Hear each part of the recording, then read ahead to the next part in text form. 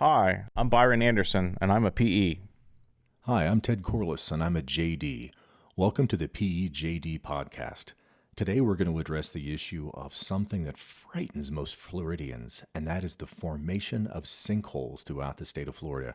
Byron, you're going to answer all my questions about dirt. Will you do that for me? I'll do my best, Ted. There's a lot of information to consider and digest associated with this. So with that, let's get started talking about sinkholes. All right. So I grew up in the state of Missouri, and it turns out there's a whole bunch of caves in Missouri, and there's a whole bunch of sinkholes in Missouri. Are they related? Yes, absolutely. Sinkholes and caves are oftentimes related because sinkholes develop in what's called a karst terrain environment. And what is indicative of a karst terrain environment is you have limestone or some other rock formation that is the bedrock that is slightly basic on the pH scale, and then you introduce rainwater that is slightly acidic on the pH scale, and then as that rainwater migrates through organic materials, it becomes more acidic, and so the acidic rainwater starts to eat away at the basic limestone, and it's almost like dropping water onto an Alka-Seltzer. It's dissolving the limestone, and ultimately what's happening is that there's caves and caverns and holes that are being left behind by the dissolution of that limestone. All right, I'm gonna have to break some of that down. You got a lot in there.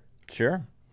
Okay, so all right, so there's a layer of limestone at some depth below the surface in the state of Florida. How far down is it? Well, it's going to vary based on where you're at in the state of Florida, but let's back it way back up.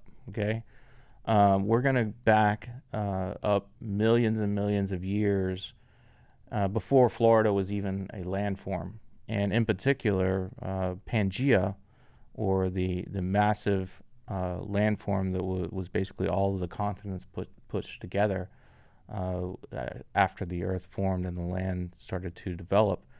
Pangea started to separate into the different continental plates.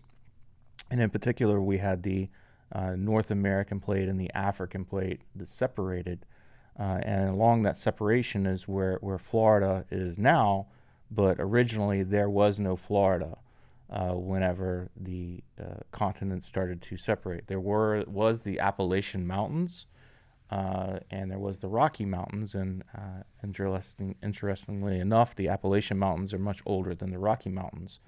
But what happened over time is that the Appalachian Mountains started to erode, and that erosion channeled its way down south towards where Florida is now, and gradually over time, the Appalachians eroded down and started to form the what is now Florida. And as this erosion was occurring, there was also fluctuations in sea levels that were occurring. And with those fluctuations in sea levels, there was marine life, or calcareous material, shells, things like that, that was being left behind, and coral reefs that was being left behind as these sea levels would rise and fall. And that calcareous material it became a sedimentary rock called limestone, which is the base rock in Florida. And your question is how deep is it? Well, in some parts of Florida, north of where we're at in the Tampa Bay area, it can be at the surface. In other parts, it could be several hundred feet deep if you were along the Lake Wells Ridge area of the state. Do sinkholes that cause damage to buildings, do they tend to be the ones that are where the limestone is more shallow, as you mentioned, sometimes literally right beneath the soil that you could dig down with a shovel and get to it? Are you more likely to see sinkholes cause damage to buildings in those shallow areas or in the deeper 100 feet down? The concentration of damage is going to be higher where the limestone is nearer to the surface, for a couple different reasons. As we discussed earlier, the formation of the sinkhole is related to the dissolution or the dissolving of this limestone, and then the migration of soils that is above the limestone into the spaces that are left behind, or the voids that are left behind. And so if you have a very thin cover and your building is setting very close to the surface of the limestone, then that dissolution or failure of the limestone is going to have a more immediate effect on the building. However, you're typically going to have those damages occur as minor cracking and not necessarily catastrophic damages. The sinkholes that we typically see on the news, the giant collapses, those typically occur where we have more cover over top of the limestone, and more ability for the soil to bridge over caverns in the limestone or caves in the limestone, until such point as that overburdened soil can no longer resist the weight of the self weight of the soil and or the building, and a collapse occurs.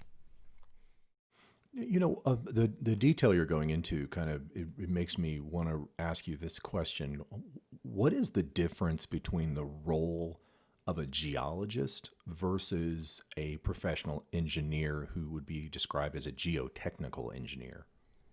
Sure.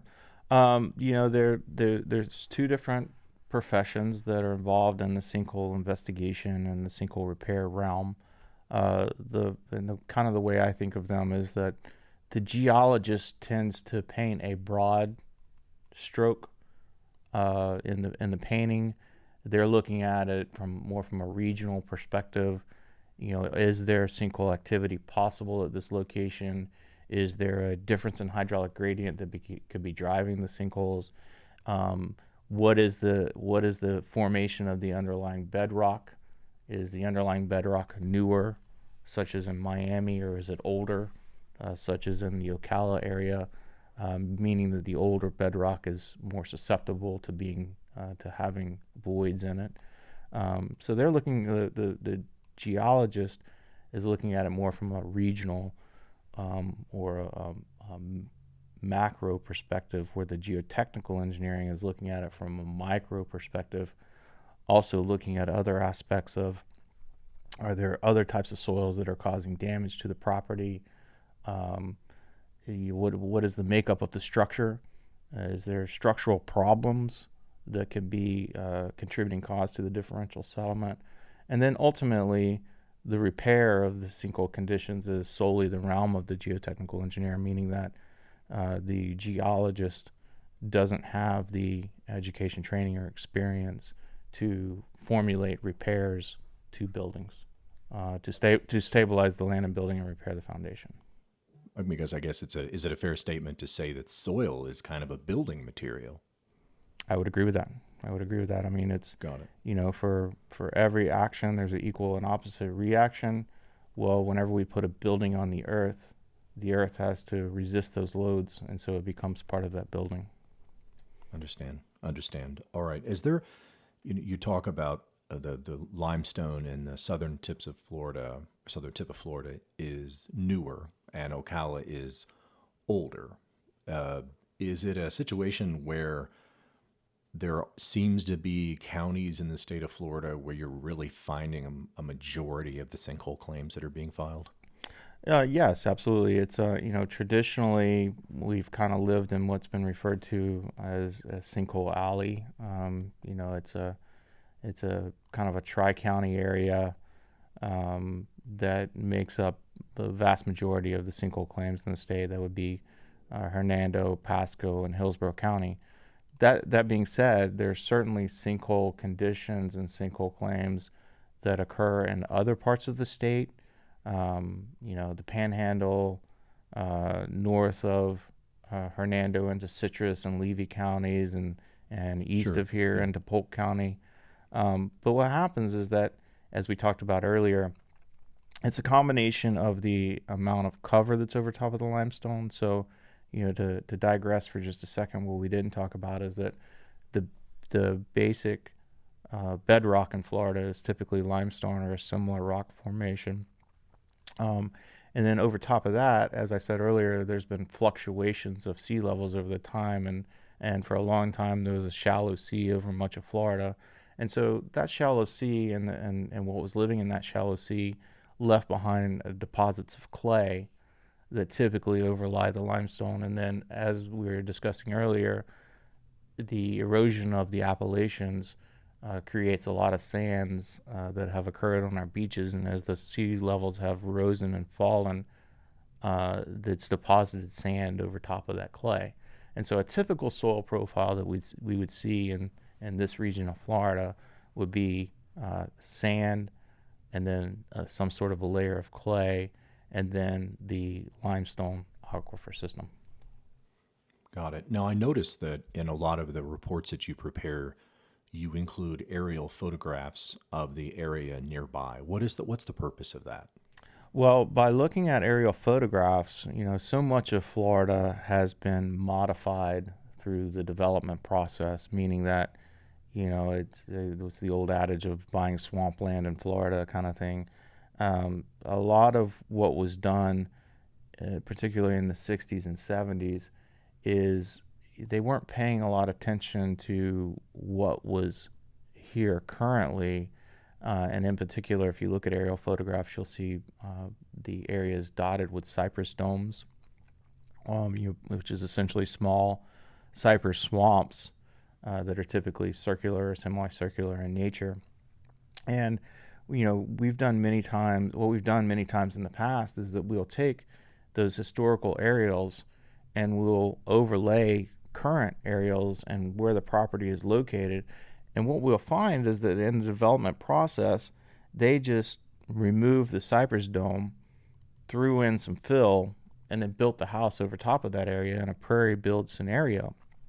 Well, what that cypress dome is a low area in the Earth's surface, and it's low because there's been a dissolution of limestone. There's ancient sinkhole activity that occurs there, or as we refer to it, paleosink activity. And so, those low spots are there because of the sinkhole activity, but then also, as I said earlier, the groundwater goes through organic material, becomes more acidic, and progresses and causes a magnification of the sinkhole activity. So those low cypress domes are very rich in organic material, and so they kind of self-perpetuate themselves as sinkholes. So to answer your question, what's the importance of it is we're looking at what is the historical geologic perspective or geologic arrangement of a specific site prior to development, and looking at it if a structure is built over top of an ancient sinkhole. Got it. Well, and there obviously then there are methods that you use. You're talking about a regional evaluation, looking at a 5 square mile area, but then at some point you do ultimately end up at the front door of the property that you're investigating. Can you describe some of the testing methods that you would use that would allow you to conclude that sinkhole activity is or is not present at a location? Sure, but first what I want to do is, if it's okay with you, is I want to talk about some of the driving mechanisms of really what, allows a sinkhole to form. And what I mean by that, let's make a distinction between a sinkhole and sinkhole activity. A sinkhole is the landform or the depression that forms because of sinkhole activity. Sinkhole activity is the dissolution of the limestone or similar rock formation that's allowing the overburdened soils to ravel or migrate down into those voids. Well, in Florida right now, here in July of 2020, we've been in a period of, probably 2 years now where we've had relatively high rainfall amounts. Nothing crazy, but certainly no drought conditions. Above average, sure. Above average rainfall for the past couple of years. And so, we can historically map the development of sinkholes along with fluctuations in the groundwater table, either positive or negatively, meaning that there was instances several years ago where we had some farmers in Plant City that during a extended freeze period overpumped the aquifer and lowered the aquifer by as much as 79 feet.